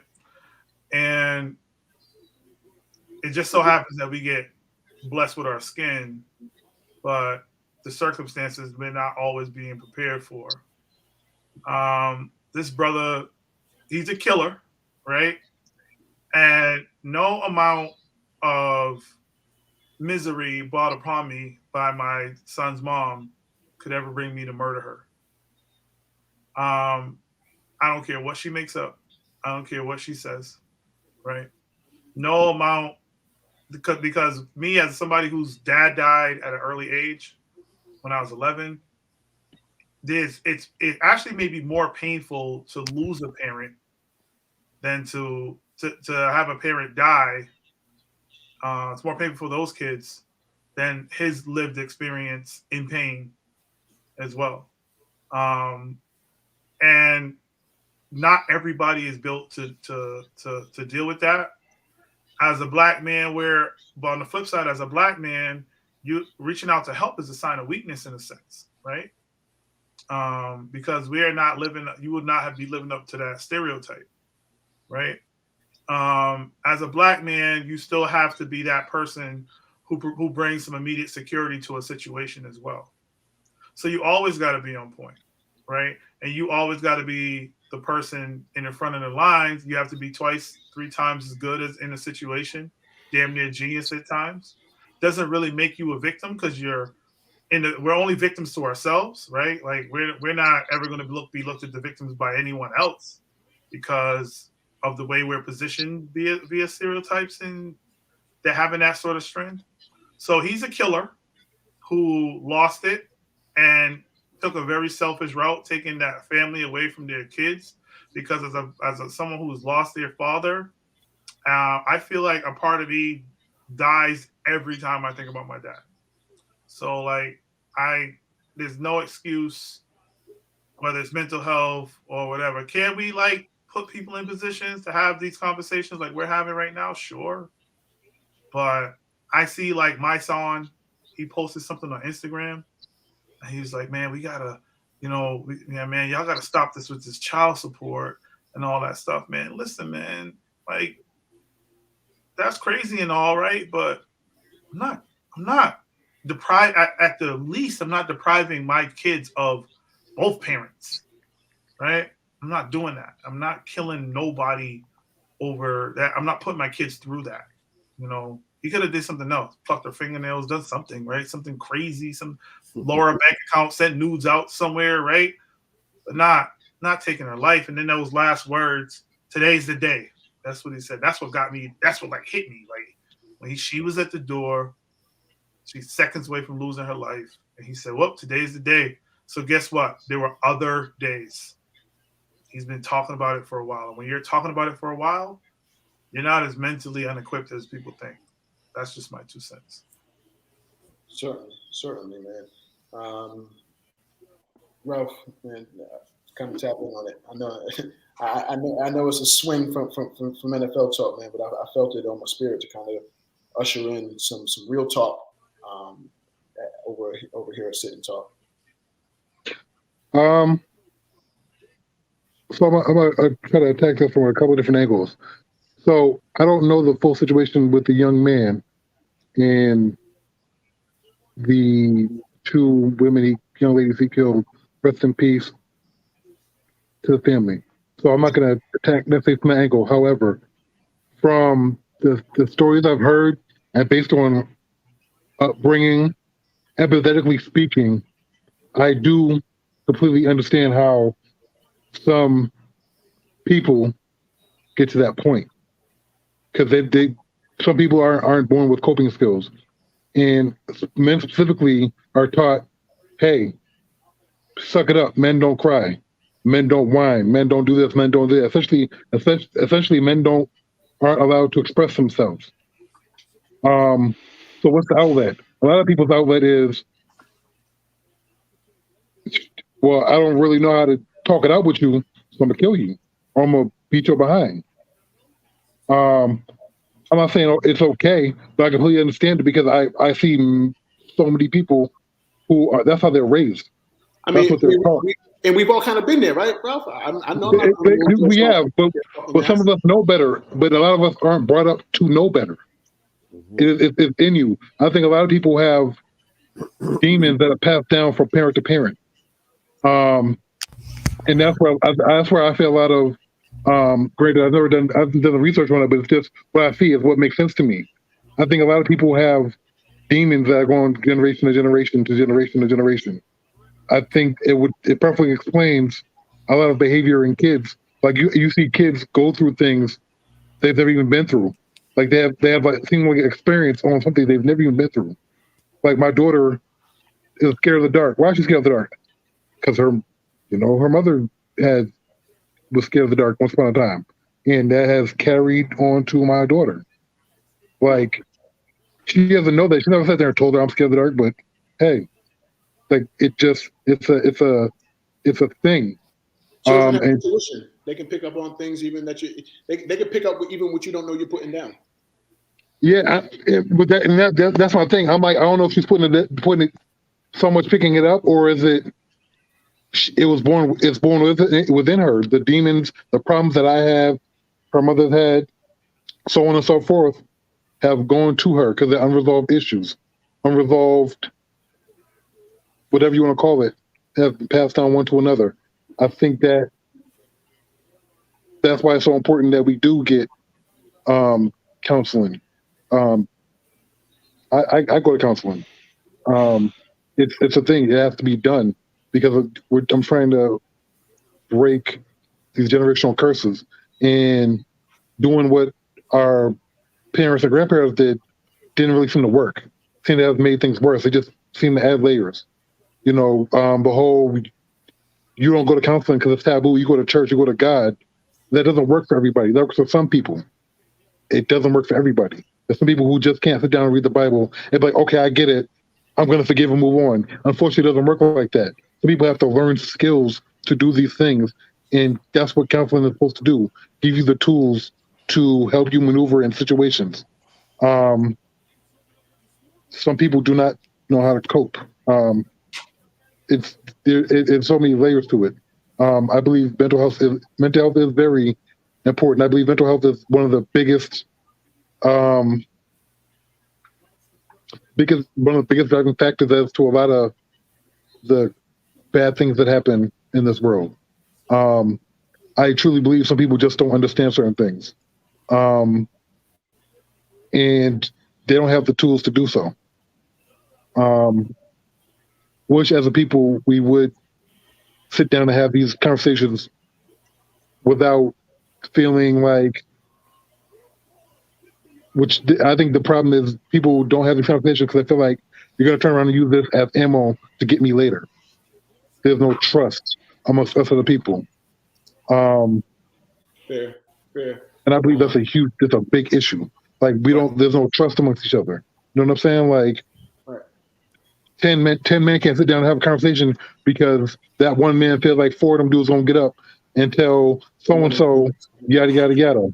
Very, very, very little unity in our communities, man. Ralph, Very little unity. Very little unity. And it's a sad thing. Yeah, for sure, man. I appreciate you sharing, Ralph, for sure, man. Les, I kind of want to tap in with you. I know you've lived a little longer than most of us, and you've experienced it on different parts of this country. from my understanding, your children are pretty much older than most of ours. So you got it from a bunch of different dynamics. My kids are young actually, but well, no, my oldest is I 12. mean, But my youngest is 1. oh shoot, my fault, my fault. My son is 18. Oh, pardon me, C-Mac. I forgot y'all old It's all motherfucker. good. All right, Corey, we need to talk offline about a couple of things. All right. Yeah, Les, I'm definitely looking forward to hearing what you have to say about it, man. So I believe in mental health. I believe in therapy and all that, but I also believe sometimes people use those things as excuses. Hmm. I I think a got lot of things people use those respectful. things as excuses. I think sometimes people are just killers, and no amount of therapy is going to make a person all of a sudden decide that he's going to be a good person.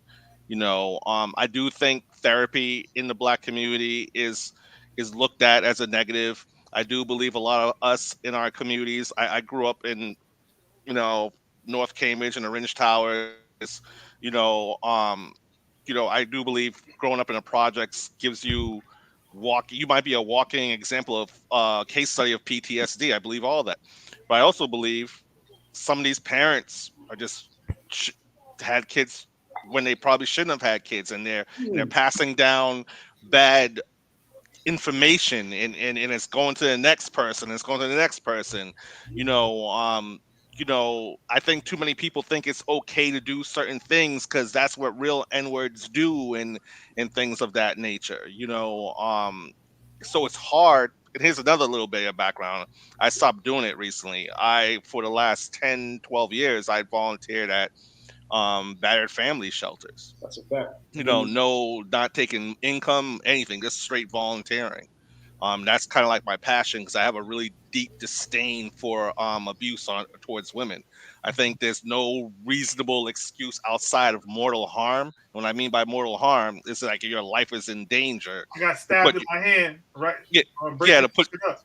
exactly Big trying ass to scar in my hand. exactly like if you're trying to protect yourself from dying or saving someone, okay, I get it, but Anything too many short of people. that. Yeah, but too many people, they gotta prove a point. They gotta be right. They gotta now I gotta fight this chick. There's too many social media is another thing. Social media is making, I think, these things worse now in our community. I believe a woman out of Boston, and maybe you guys touch on that because I'm not familiar with the story you just said. I believe a young woman just got murdered in Boston by her boyfriend. I don't know if it's fact. No, I it's don't true. live It's there. true. I It's don't a know. fact. Okay. It's a fact. It's a fact. Okay, cool. So and what did she could have possibly have done to be murdered? Like what? Like did she like I don't understand. Like, and I don't That's a know the story because I'm here in North Carolina. So yeah, that's a different topic. Like I know everything, but I'm not going to talk about that. okay, cool. Mhm. So so yes, I think we should deal with therapy, but I also think we gotta also look and take responsibility for raising effed up kids. Not you guys, but I think we as parents in general got to take a responsibility of raising our children better. And there's too many people out there raising their kids in a really effed up manner, like out there, and I see it every day. I could get deep into it, but I know that there's other people I need to speak. But just think of the statistics that we see for abuse, for especially in the Black community. I think 1 out of 4 Black women has been abused or murdered by their intimate partner in the Black Day community. And there was a certain point where more Black women was killed than there was in the Gulf War from abuse and things of that nature. So something needs to be done. And I think raising your kids, your son, your daughter, not to put your hands on people and things like that, and saying instead of saying if they hit you, you hit them back. That might be a good start. For sure, Les. Certainly appreciate that, man. And as long as I've known you, man, probably close to 10 years now, just via the group, man, you've always been a pretty strong advocate for against domestic violence. And I know that you've committed your time to the those Thank you. centers and those places. And I just want to make sure you get your flowers for that as well. Thank you. AC, definitely looking forward to hearing what you got to say on it, man. The floor is yours. I mean, I don't know. I hesitate to comment because I feel like people take some of the things I say way too extreme. But This is I sit do and talk. The floor is I, yours, man, to be as candid as you feel necessary. I do agree with Les that a lot of people take it, use it as an excuse. I was a psychology major in college. I love psychology. I love how the human brain works. Um, I feel that especially in the black community now, we take a way too Eurocentric view on things, and we have taken way too much stuff from European culture. We were black a long time in this country and had a lot more trauma. Most of our great grandfathers, whether you're from the Caribbean or whether you're from U.S. or Cape Verde or wherever, I know a couple of us are all mixed, went through way more trauma than we did, and they didn't have the opportunity to go to a therapist like you do, like Ralph does, like everybody does. And they found out a way. They talked to their friends, they talked to their father, they talked to whoever they needed to talk to, and they persevered and they worked through that shit. I think sometimes we take things, I think therapy is good for some people, but like Corey said, not everybody is cut out to be a black man. I personally was raised in Roxbury. My default sort of conflict resolution is violence, but I use it in a way because to me, that's how men you can handle some things that way. I think Corey brought it up before in an earlier show. Him and I are supposed to fight. I don't even exactly remember what the fight is about, but I know that it was said and the gauntlet was laid down. And I do remember saying, because this has happened a couple of times, we can do the fight and have a beer afterward. We can't pretend that we aren't men. There's going to be some issues that come up. One, because of where we're raised, like you said. I've joked about with friends before too. When you hear gunshots, no, I'm sure nobody in this on this panel is going to flinch. That's not normal. That's just you're not supposed to not react to gunshots You're and supposed things to be like that. accustomed to that. Right, right. Right. That doesn't make any fucking sense whatsoever. But we all know someone who's been murdered. We all know. I think in my group of 12 of cats that I know, I think there's only two of us that haven't been shot between myself and my cousin. The other 10 have been shot. Uh, and going through this trauma and saying that it's mental health is real and mental health is this. No, of course it is, but I think it's more so not being able to cope, and I think I said it before, it's not having fathers. I don't absolve. I personally think that women are in charge of reproduction and they pick who's going to be the father of children. But I think we have too many men who just throw their hands up and say, "Oh, my baby mom sucks," this and that, or they get their kids on the weekend. I've brought up the point to where if you go to your job and it's 7 days a week or it's 5 days a week and you work 5 days a week and they pay you 2 out of the 5 days, you're going to be like, what the fuck? This is not effective. This don't work for me. And there's a lot of fathers who only have their kids in the weekends. So they got their kids 2 out of 7 days. And then they complain about the baby mama or such and such and such and such. They're still men. I personally haven't been through the court system, but there is no circumstance, none, where I'm having a kid, I'm raising a child, and I'm not married or I'm not in a committed relationship where there's even the opportunity of some woman telling me how to raise my son, especially, or my daughter. Uh, Mental health and the way that we view it now has just become as soon as you say mental health, then you're just absolved of all responsibility. We're Right. seeing it now in sports. We're seeing it now when you got a guy, oh, I can't rebound. I'm taking some time off for my mental health, and everybody applauds. They just applaud. Like there's no you have a job to do. And my big thing is stigmas are not every stigma is necessarily bad.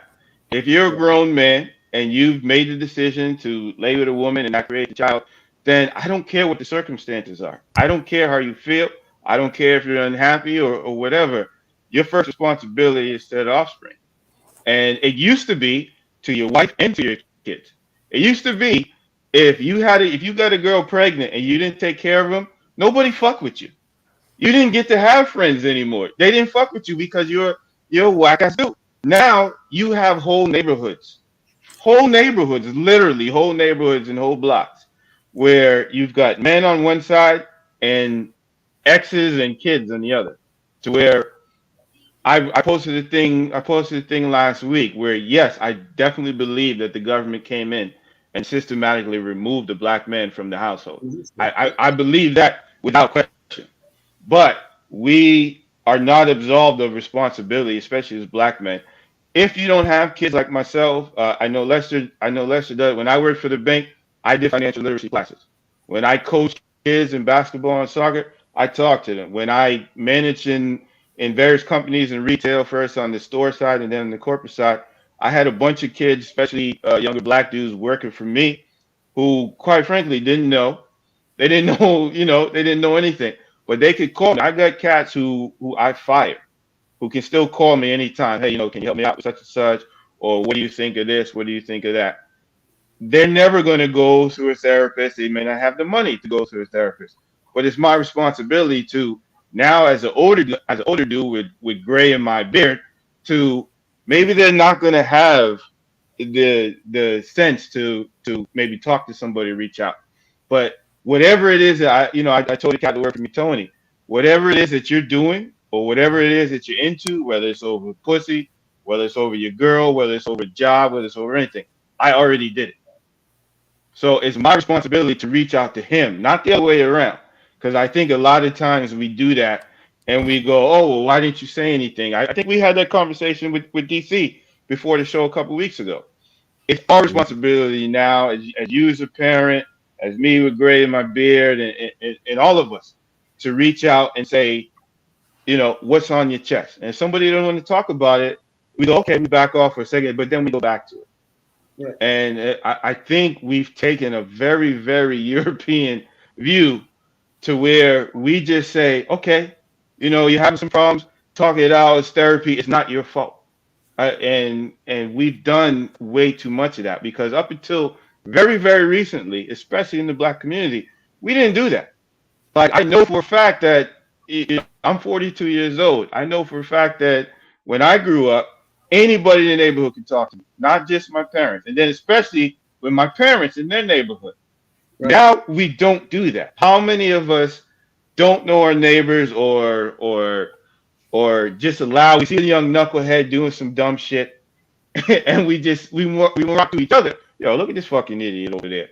We don't check the dude. Nobody does it. There's nobody to do that anymore. You shun the child for being a child.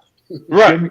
And as I get older and the situation with the dude, it is really strange to see him calmly talk to the camera the way that he does. And he's putting this out for the world. Social media isn't the cause of things. All it is a reflection. Like Facebook and everything like that is real life. It's just the only difference is you're not standing in front of the person. So if you're a fucking clown on Facebook, you're a fucking clown in real life. This guy was gonna I can't remember who said it. He was already thinking about killing a woman. He was already thinking about killing himself. This wasn't. Yeah. Facebook didn't cause him to do that. All it did was give him the platform to tell more people.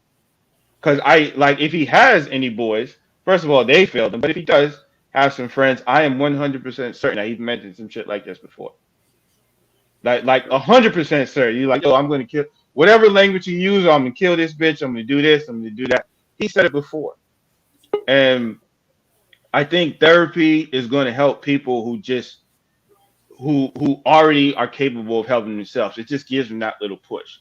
There's a bunch of people who, no matter how long they go to therapy, there's people 10, 12 years. And we didn't used to do that. We cannot take such a hard line and say, we don't need to mock somebody for going to a therapist. We don't need to mock somebody if they're reaching out for help. But we also can't absolve certain people of the mistakes that they make. And once they make those mistakes, they go, oh, it's causing me anxiety. It's your fault. like whatever the situation is with this dude, like with the dude who just committed the murders. So he screwed up with one woman, and then he goes and does the same thing. And he says, oh, I'm going to do. On the tape, he says the woman said that she's going to do what his ex has done. Right. I mean, is he really punishing them by that quick of a death? Who's he punishing? Seriously. Those children. All right, And that's the thing. You have a coward. You have a coward here, and nobody checked this dude. It is. I don't believe that this came up today. Right. And we don't do that. We don't do that anymore. And if you notice one thing, a lot of times I'll mention honor, I'll mention such and such, and people giggle, they laugh, because honor and honesty has become such a foreign thing to so many people. It's rare. They think it's a rare, joke bro. now. Yeah. Right. They think it's a Rare. joke. And so when you have somebody as like I said, my default setting is violence. And when I was young, I got, I paid the price for that. I've been charged with assault and things like that. But you grow up and then you learn how to control that. And that's the difference between what we've done, because the brothers in Africa are poor. The brothers in England are poor. The brothers everywhere else are poor. They don't do what we do, and they've had the same sort of, not quite on the level, but they've experienced the same sort of systematic rules against them as black people wherever it is that they are. But why are we reacting to me, in a very Eurocentric way, like killing yourself and putting it on Facebook? That's that white school shooter shit that we normally don't react to shit like that. And what you're seeing is you're seeing an assimilation of the black community that we are not acknowledging to our detriment. And we might guise it as mental health and things like that, but we are losing an identity here. And when you watch the tape, you can see it. Dude, so how this dude calmly just talked, he just shot somebody. And he's going to shoot somebody else. And the first thing that he thinks to do is put it online. I think a lot of people are really kind of ignoring that. I think we talked about it with the wide receiver for the Raiders. This kid just killed somebody. He's on the ground knowing his life's over. He's crying. He's weeping. And some fucking clown, the first thing that they want to do is take out their phone and record it. I think our responsibility as black men is to eradicate that type of bullshit from our community. We're not going to go forward. If we continue to let this sort of cancer of Eurocentric behavior seep into us, it's bitch assness, right? To me, that's the mental thing that we need to be talking about. Why are we still doing this? To where we know we tried it their way, it didn't work. And so now we need to go back to what we had originally. I'm gonna let y'all dudes get to land y'all points. But when you talk about assimilation and the weakening of us, right? Like, not everybody could be black. Like, in our mind, we've been weakened so much. Like, white folks tend to think that their success is based on how far away they move from black people. Here is the problem. So do we. We think that our success is based on how far we are moving towards that Eurocentrism. That's well, you know what? But to be fair, there's a reason for that. Because unfortunately, a lot of our community have that crab in the barrel mentality. You can't stay where you live and be successful, depending on how successful you are. Hold on, Go bro. ahead. I'll come back to you. AD got to get the floor, though. I got to hear AD touchdown on this. Well, I feel. Let me first start off saying, rest in peace to the two ladies who were killed. That was unfortunate. For the man, though, for those who know me, know I'm all about the kids. My occupation, I'm a teacher. I mess with the kids in general, period. It's what I do. And I don't know if y'all know, but this man had charges of touching kids. And that's why he killed his second girlfriend. Because she, I know that. Yeah. The reason why he killed his second girlfriend is because she got him 3 counts of molestation charges. If you go look back at the story, it says that. You know what I mean? Mm-hmm. So he was already a sick motherfucker. So I have no I don't want to hear his upbringing, none of that dumb shit. Like, once you touch kids, I can't fuck with you. But I will touch on mental health. You know what I mean? Shout out to my guy Noah, for sharing your private life about you going to counseling. You know what I mean? I also been going to counseling. I've been going to counseling for over a year. You know what I mean?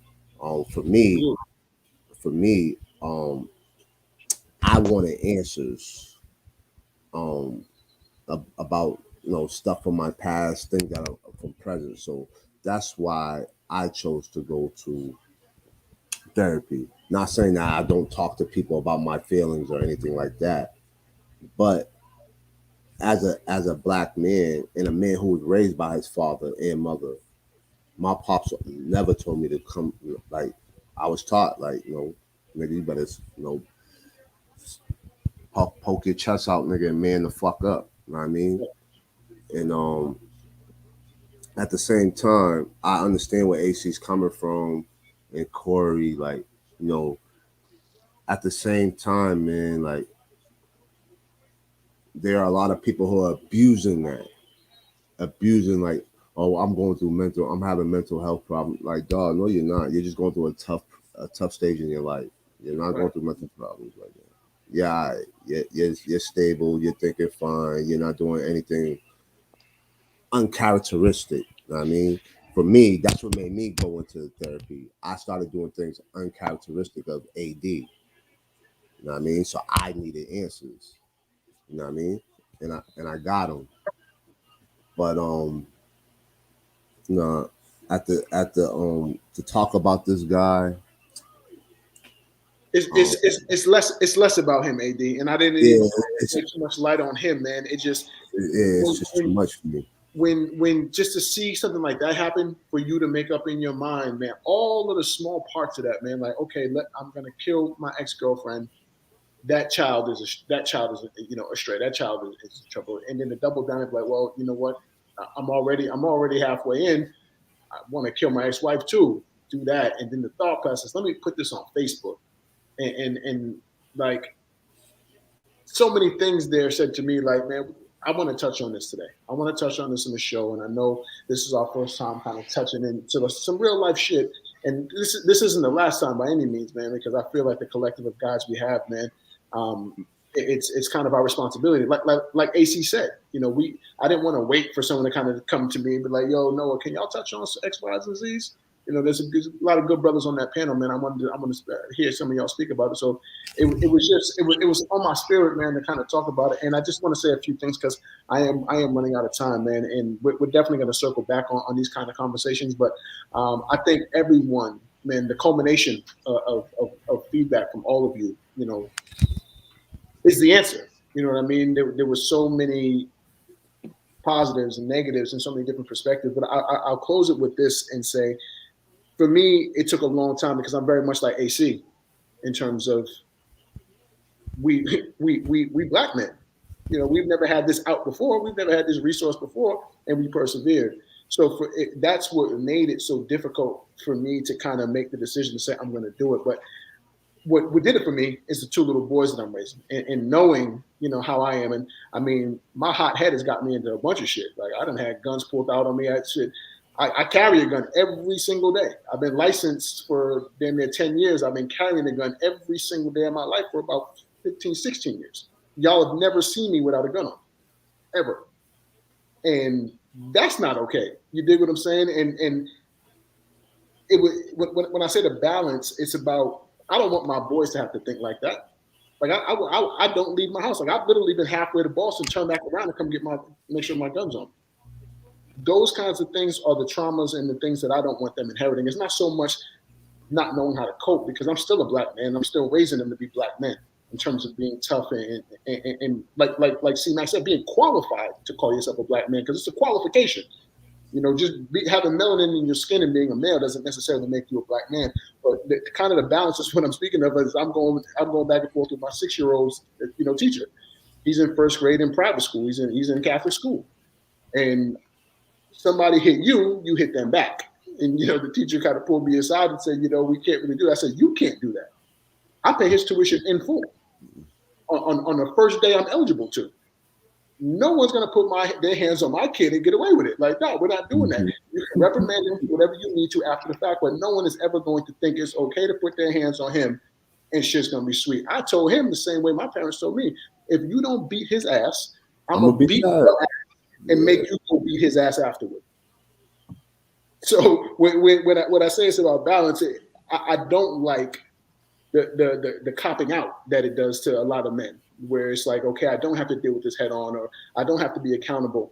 Nah, all that's still going on, but at the same time, they don't need to inherit my traumas for a situation that they didn't live through. You know what I'm saying? Hopefully my kid never sees two of his homeboys bleed out. I've watched two of my homeboys leave this earth in front of me. One from a stabbing, another from a gunshot. When literally their last breath was staring into my eyes. I've done that twice. I've had brain matter blown on my Shaquille O'Neal jersey and all over my white and yellow Air Forces on Easter Parkway.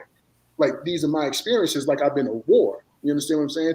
Those are the things. And the AC, what really drives me to go is I don't even know how that shit affects me. I don't understand how living through those things, how that affects me on a day-to-day. But you understand, and here's my point on that. But you understand that it affects you. Right. That's my point. Is that acknowledgement that it affects you. And that's what men have done since the entirety of human history. You understand that it affects you. And what's happening now is we're allowing men to just go, oh, this hurts me. And so that's it. That's it. That's literally where people are stopping now. That part is only, that's half-assing it. If you're going to do the work, do the whole work. You don't get to just say, oh, this is a get out of jail free card. Oh, I'm in therapy. Oh, mental health. I need. No. You got to identify these things and then do the work. And I'll leave it with that, man, because definitely on Mondays we're going to be speaking on more of these kind of conversations. And just while we were speaking, I caught a bunch of different segues. I definitely want to tap in and speak about a few things that we mentioned, and I'll definitely prime you guys behind the scenes so we can have these kind of conversations after we talk our sports, man. But man, this is sit and talk, man. This is what it's about. On DC's birthday, on the commissioner's birthday, I'm sure we did him proud with this episode. And I just want to say I appreciate each and every one of y'all, man, making the time, whether you were listening, whether you made a comment, whether you're on this panel. I appreciate y'all making time for the Sit and Talk podcast, man. Make sure you're tapped into everything we got going on. Get involved with the Facebook group. Get involved across all social media platforms, S&T Sports, sitandtalksports.com. Make sure you holler at the commish, tell him happy birthday. Big shout out to my man AD. His daughter had her 13th birthday. Shout out to the golden child. And big shout out to Mr. and Mrs. Commish. New things on the horizon for the yes. Man. It's Sit and Talk podcast, man. I appreciate y'all. We're back at it on Wednesday. We're getting back into this NBA talk, and then we're back next Monday for more NFL. This is what we do, man. Sit and Talk Sports, intersection of sports and culture. We out. Peace.